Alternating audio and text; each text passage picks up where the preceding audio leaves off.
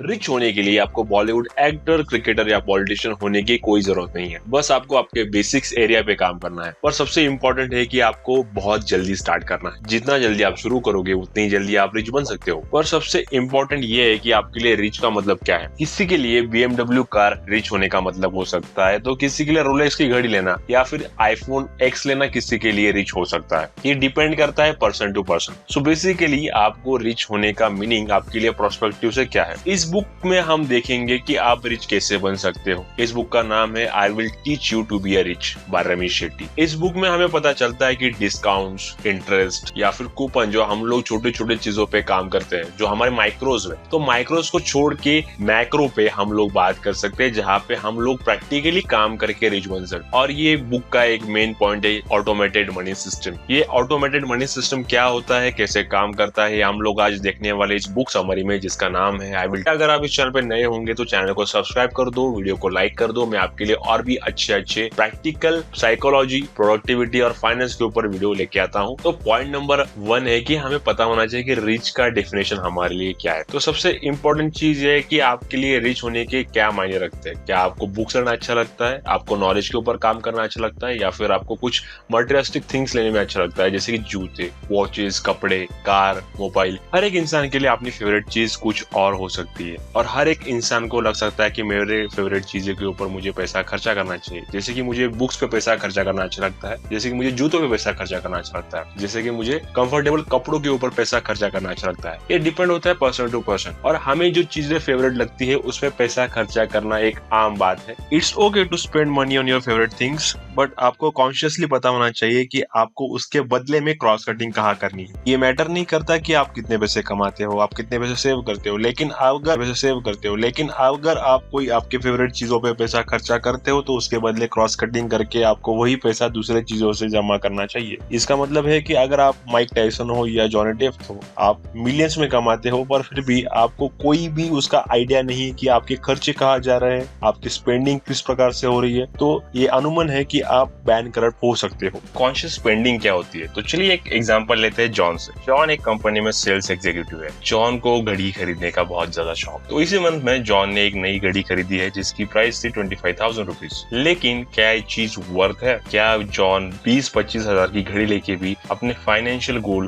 Personal finance पे control रख सकता है? जी हाँ, बिल्कुल रख सकता है। भले ही जॉन ने 25 हजार की घड़ी ली हो, 20 हजार की घड़ी ली हो, लेकिन जॉन का जो मंथली इनकम है वो अराउंड 35,000 रुपीज है। साथ ही साथ जॉन अपना अपार्टमेंट शेयर करता है अपने 4 दोस्तों के साथ में। साथ ही साथ जॉन मेस पे खाना खाता है, ना कि बाहर। वो खुद की मोटरसाइकिल या फिर कार यूज करने की बजाय पब्लिक ट्रांसपोर्ट यानी कि बस का इस्तेमाल करता है ट्रैवलिंग के लिए। यानी कि हम ये कह सकते हैं कि शोर शॉर्ट जॉन का एक cut off point of view से वो खर्चा बचा लेता है, वही खर्चे से थोड़ा पैसा निकाल के वो खर्चा अपने फेवरेट चीजें लेने में वो यूज कर देता है। तो इसे कहते हैं हम कॉन्शियस स्पेंडिंग, जहाँ पे आपको पता है कि आपकी फेवरेट चीज आपको लेनी है, लेकिन उसके बदले में कहाँ पे क्रॉस कटिंग करनी है ये आपको बहुत अच्छे से पता होती है। Point number 2, beware of minutiae. Benjamin Franklin ने कहा है कि अगर आप कोई चीज आज कर सकते हो तो उसे कल पे मत ढकेलिए। यानी कि आप इन्वेस्टमेंट, सेविंग या फिर अपने फाइनेंशियल गोल के बारे में सोच रहे होंगे तो उसे कल के बजाय आज ही करें। जितना अर्ली आप स्टार्ट करोगे उतना ही आपके लिए फायदेमंद साबित होगा। अगर आप जल्दी शुरुआत करते हो तो इसका एडवांटेज आपको कंपाउंड इंटरेस्ट से मिलता है, यानी कि आपको जल्दी स्टार्ट करने का एडवांटेज मिल जाता है। अभी मैक्सिमम कंडीशंस में क्या होता है कि हम लोग जल्दी स्टार्ट नहीं करते क्योंकि हमारे पास ऐसे बहुत सारे रीजन है कि जो ना स्टार्ट करने के। कभी कभी हम प्रोक्रास्टिनेशन कर देते हैं, कभी कभी हमें करने की इच्छा नहीं होती है, क्योंकि हमें पता है कि अगर हम कोई इन्वेस्टमेंट स्टार्ट करते या फिर कोई सेविंग स्टार्ट करते तो इसके बदले में हमें थोड़ा ट्रबल हो सकता है, हमें थोड़ी प्रॉब्लम हो सकती है, हमें अपना दिमाग ज्यादा चलाना पड़ सकता है, साथ ही साथ हमें थोड़ा इधर उधर भाग दौड़ भी करना पड़ सकता है। तो ऐसी कंडीशन में मैक्सिमम आप प्रोक्रास्टिनेशन करोगे, ये आपके साथ होने ही वाला है। तो हम लोग, हमारा माइंडसेट उसे टैकल करने के बजाय उसको इजीली ढकेल लेता है कल पे, और यही कल पे ढकेलने के कारण ही हमारे पास जो आज का वैल्यूएबल टाइम है वो हम लोग गवा बैठते हैं। सबको पता है कि इन्वेस्टमेंट करने का सबसे सही टाइम था 5 साल पहले, लेकिन सेकंड सही टाइम कब है?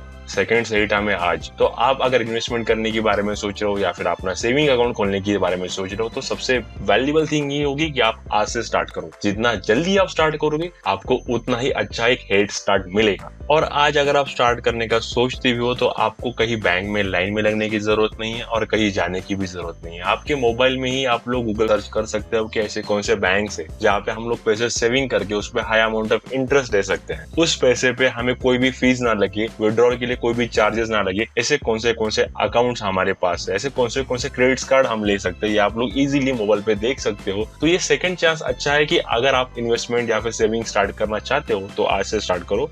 सबसे वैल्यूएबल थिंग है कि आपके पास टेक्नोलॉजी भी है और आपके पास जल्दी स्टार्ट करने का टाइम भी है। और इतना हमेशा याद रखिए कि आपको जो नुकसान होता है वो नुकसान मैक्सिमम होता है क्योंकि आपने कोई डिसीजन ना लिए हो रादर देन डिसीजन लेने से। डिसीजन लेने से आपका कभी भी कोई नुकसान नहीं होता है, और होता है तो भी आप उसकी भरपाई कर सकते हो, लेकिन डिसीजन लेना ये हमेशा अच्छा रहता है रादर देन डिसीजन ना लेना। तो मेरी मानिए और रमेश सेट्टी का भी मानिए, आप एक अच्छा सा सेविंग अकाउंट खोल लीजिए जहाँ पे आप आपकी क्रॉस कटिंग करके पैसा बचा सकते हो या फिर इन्वेस्टमेंट स्टार्ट कर सकते हो। और अगर आप थोड़ा भी सेव कर सकते हो तो it's okay, Penney Penney makes money. और एक चीज अगर आपका सपना होगा कि आप एक करोड़पति बने और अपने करोड़ रुपए को अच्छे से मैनेज करें, तो सबसे पहली बात यह है कि आप 1000 रुपए लेके उसे अच्छे से मैनेज करिए, उसे सेव कीजिए, उसे इन्वेस्ट कीजिए। 1000 से लाख और लाख से करोड़ तक जाने के सफर में आपको समझ जाएगा कि आपको कहाँ पे इन्वेस्टमेंट करनी है, कहाँ पे सेविंग करनी है और कहाँ पे अच्छे से आपको पैसे को फाइनेंशियली मैनेज करना है। अगर आप 1000 ही मैनेज नहीं कर सकते हो तो करोड़ों का सपना देखना आपके लिए बिल्कुल भी फायदेमंद नहीं होगा। पॉइंट नंबर 3, माइक्रो से ध्यान हटाकर मैक्रो पे ध्यान दीजिए। इस बुक की सबसे खास बात यह है कि ये आपके मैक्रो पे ध्यान देने की बात करती है, ना कि माइक्रो पर। डिस्काउंट्स, कूपन्स और 0.1% ज्यादा इंटरेस्ट देने वाले बैंक में आप अकाउंट खोलने से बिल्कुल भी रिच नहीं बन सकते हो। तो हमें फोकस और एनर्जी के साथ ऐसे 5 से 10 चीजों के पीछे लगना चाहिए कि जो हमें ज्यादा प्रोडक्ट दे सकते ज्यादा। और अगर आप यहाँ पे अपनी एनर्जी इन्वेस्ट करोगे तो रिजल्टन आपको एक अच्छा रिटर्न मिलेगा उसके बदले। So these are the few things जहाँ पे आप काम कर सकते हो।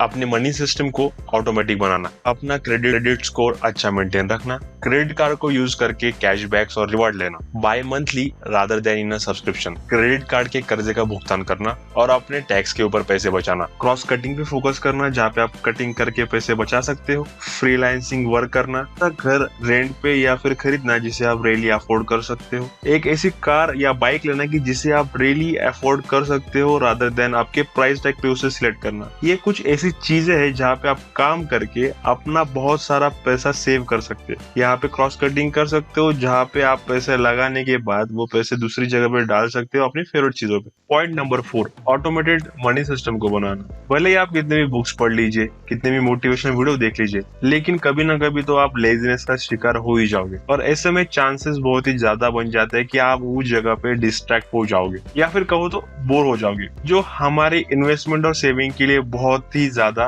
बुरी चीज है। सबको लगता है कि वो केयर करते हैं और ध्यान देंगे अपने फाइनेंशियल गोल पर और इन्वेस्टमेंट पर, लेकिन 15 दिन के बाद आप बैक टू पवेलियन हो जाओगे और वापस से वही लाइन और लेंथ पकड़ लोगे। तो इसीलिए सबसे ज्यादा इम्पोर्टेंट है कि हमें हमारी मनी ऑटोमेटेड सिस्टम में रखनी चाहिए। अब ये ऑटोमेटेड सिस्टम क्या होता है मैं आपको वन बाय वन समझाता हूँ, इसके बेनिफिट्स और हाउ टू यूज इट। तो ऑटोमेटेड मनी सिस्टम के लिए आपको क्या क्या चाहिए? सबसे पहले आपको चाहिए एक चेकिंग अकाउंट। आपके पैसे सबसे पहले इस अकाउंट में जाएंगे, एक प्रकार से आपके पैसे को डिस्ट्रीब्यूट करने का सेंट्रल सिस्टम होगा। नंबर 2, एक सेविंग अकाउंट। ये आपके शॉर्ट टर्म या फिर लॉन्ग टर्म गोल्स को कंप्लीट करने का मेजर सोर्स होगा। छुट्टियों का खर्चा, गिफ्ट्स, घर, कार या फिर कोई भी आपके शॉर्ट टर्म गोल, आप इसमें से ही पैसा सेव करके उसे अचीव करोगे और उसे लेने के लिए विड्रॉ करोगे। और एक ऐसा बैंक अकाउंट चूज कीजिए जहाँ पे आपको चार्जेस और फीस बहुत कम देना पड़े और उसके बदले में आपको एक अच्छा खासा इंटरेस्ट रेट मिले। आप विड्रॉ कहाँ से भी और कितने बार भी कर सकते हो। क्रेडिट कार्ड, अगर आप इसे अच्छे से यूज करो तो ये like a short term loan देने की मशीन है जो आपको रिवॉर्ड और पर्क के साथ साथ आपको फायदा भी देगी। हर किसी के पास एटलीस्ट एक क्रेडिट कार्ड तो होना ही चाहिए जो उसे अच्छा कैशबैक दे सके। और retired saving account with tax benefit, तो यहाँ पे आप लोग आपके टैक्स सेविंग के साथ साथ एक रिटायरमेंट सेविंग फंड भी कर रहे हो। देन इन्वेस्टमेंट अकाउंट, हर किसी के पास एक लेस ब्रोकेज चार्ज के साथ डीमैट अकाउंट तो होना ही होना चाहिए। अगर आप इन्वेस्टमेंट करना चाहते हो तो ये इन्वेस्टमेंट अकाउंट आपको बहुत ही बेनिफिट देगा, जिसमें ब्रोकेज रेट बहुत ही ज्यादा कम होगा।